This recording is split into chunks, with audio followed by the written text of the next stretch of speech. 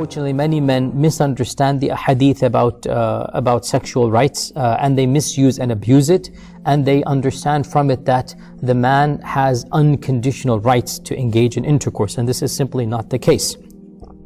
There is a genre of hadith and they are authentic. You cannot really deny them unless you deny a hadith.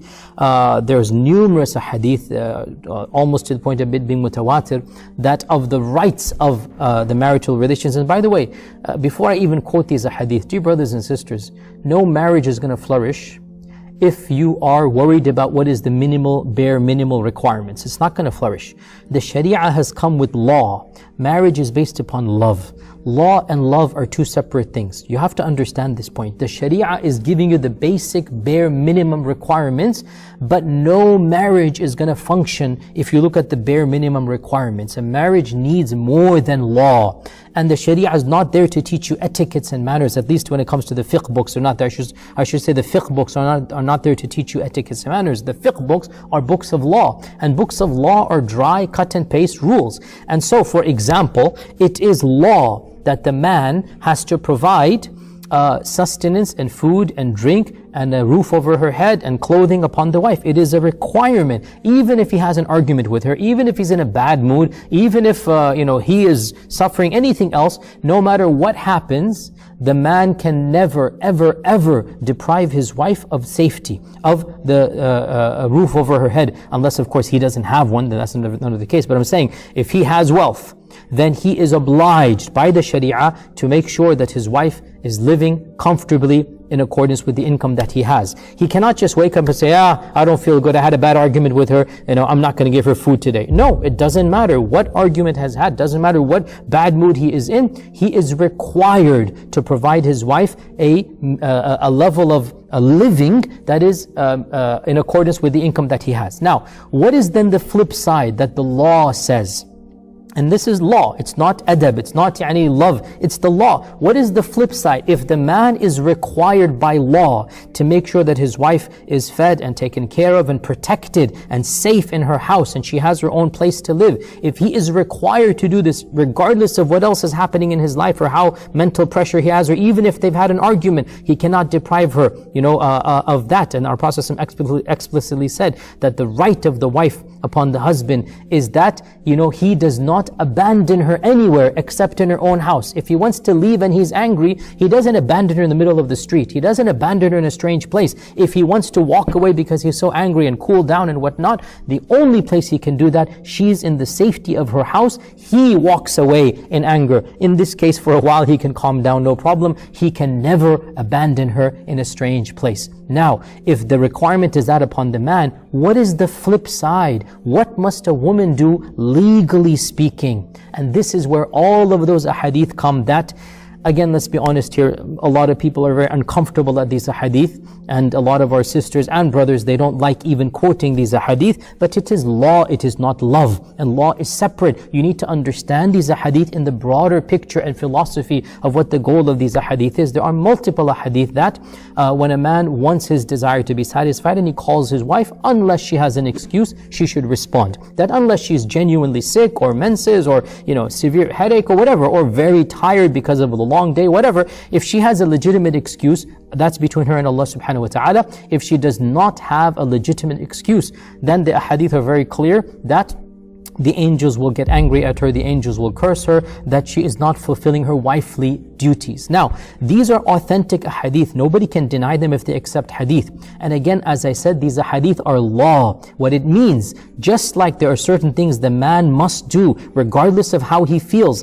he must provide for his wife. So there are certain things that the woman is required to do by law. And the number one thing on that list is availability for intercourse. That when the husband does want to satisfy, and the Sharia has viewed, this is the Sharia of Allah, the Sharia has viewed that the harm that might come for not satisfying a man's desire is worse than the irritation or the nuisance upon the wife, so she should obey for the sake of Allah subhanahu wa ta'ala. Now, all of these ahadith, they are between a woman and her Lord. If she refuses her husband, then the repercussions are going to come upon her, and those repercussions include that the angels are going to curse her, the angels are going to make dua against her, whatever that might be. But notice, If a woman decides that she is willing to face that wrath, that's between her and Allah, and the husband has the right to criticize. The husband has the right to tell her, this is not right, this is not going to be a flourishing marriage.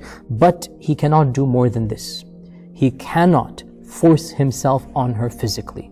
And that's something that is from these ahadith, because the Prophet ﷺ literally said, if the husband tosses back and forth angry, then the angels are going to curse her. He literally says, tosses back and forth. He didn't say, A'udhu Billah, he forces himself on her. No, he is not allowed to physically force himself on his wife, because that is going to be a type of harm and a type of psychological torture and a type of inflicting of pain that is not befitting of human decency, of karama. And our Prophet ﷺ said, La darara wa la dirar. There should be no harming of others, nor should you yourself be harmed. There should be no harming of others. And to force yourself in this manner, in the most intimate of acts, to force yourself, this is something that there is no question. It is a psychological trauma. It is a physical trauma. It is a pain of the body and the soul and the mind. And there is no way that this is something that is allowed in our Sharia. Yes, the wife should not say no. But if for whatever, meaning if she doesn't have an excuse, but if for whatever reason she does that, then she has to face the consequences with her Lord. And her husband has the right to speak up. And the Quran does give 3 steps, which is the famous verse of Surah An-Nisa, which does definitely require another question and answer. I'm not trying to avoid that, but I don't want to go down on that verse now, because that is a whole different issue that we need to discuss. But the 3 steps that are mentioned in Surah An-Nisa, that the woman, and the primary context of this verse is about a lady who constantly refuses to engage in intimacy. That's the context of this verse, and that is the primary meaning of this verse. If the lady constantly refuses to be intimate with her husband, number 1, Allah says, advise her, فَعِظُوهُنَّ, right? Tell her that marriage is not going to flourish this way. I mean, it's not fair. What do you expect me to do? Marriage has to be based on love. فَعِظُوهُنَّ, ask her of her rights of Allah subhanahu wa ta'ala. Number 2, leave her in her bed. So abandon her. You go to the bedroom, to the living room, and you leave her in the bedroom. You make her understand that things are getting serious. The third thing that is mentioned in the Quran, my philosophy or my fatwa is that in the cultures that we live in, this is an option, A, B, or C. It's not wajib. If you have to get to C, my advice is jump over C and move to divorce. Then if it's really not working and you're not able to get to the marital happiness, فَعِظُوهُنَّ وَهْجُرُوهُنَّ. And then in the society and the times and the cultures that we live in, resorting to option C is going to break the marriage. There is the point of option C. When it was done in other societies and times, it might have saved the marriage. In some cultures, option C might have saved the marriage. But in the cultures, I'm talking about Western cultures in particular, I'm not speaking of any other culture, but definitely the Western cultures that we are born and raised in, option C is going to completely break the marriage. It's not going to flourish. So if there is no hope from option A and B, jump over option C, and then Bismillah, the marriage is not working out, it's not obligatory to remain married, and so Allah will take care of each one of them and find their happiness. Don't prolong the marriage when it's not working out. The point being though, that even in these 3 options, even in these 3, you are not allowed to force intimacy on your spouse. Think about that, right? Even in these 3, there is no option of forcing intimacy. You cannot force intimacy on your spouse.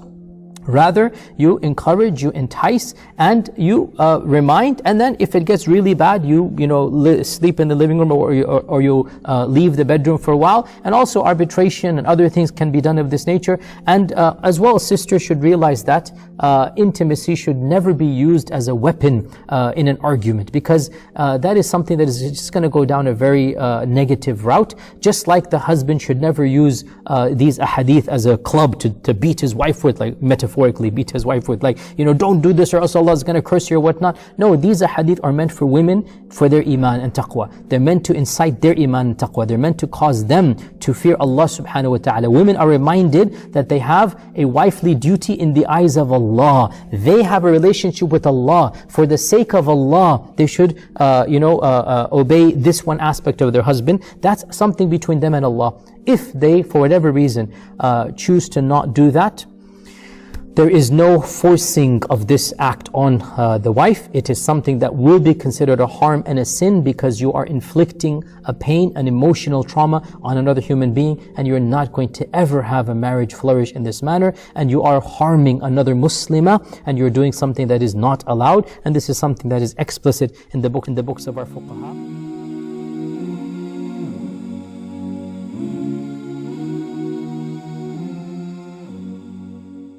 Alhamdulillah, we are happy to announce the launch of the One Islam TV app. Watch hundreds of high-quality produced Islamic reminders, Quran learning videos, stories of the prophets, and so much more. 2 new videos uploaded daily, inshallah. Watch videos on demand, or download videos and watch offline. No more annoying ads or pop-ups. 100% safe browsing for your peace of mind. Watch or listen to lectures and lessons while you work, rest, or drive with your device switched off. One Islam TV is 100% run and owned by Muslims, which means the small amount you pay for your subscription is a SADAQAH JARIYAH, continuous charity for you, as we use the funds raised to continue producing more beneficial videos and reminders, inshallah. The One Islam TV app is now available on Apple devices, Apple TV, Android devices, Android TV, Amazon Fire TV, and Roku, so you can watch on most devices and smart TVs. Download now for a free 7-day trial. May Allah reward you for supporting our work.